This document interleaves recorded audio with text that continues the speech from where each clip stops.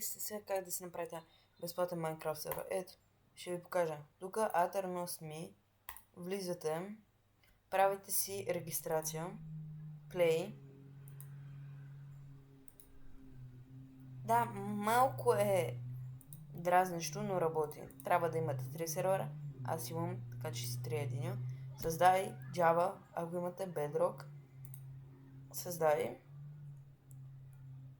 Вече ви е създаден. Може да го сложите тук в Google Drive, ако искате. И ето вече имате сервер. Може да IP-то има тук. Има отстрани, не виждате конзола, опции да си изберете.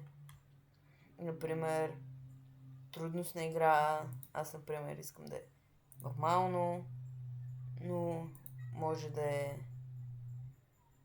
всичко. Има конзола да си изберете кой ще... Вас не ви спамва като сервер оператора, трябва вие да си изберете. Но, да, ето. Малко бъгва, но работи.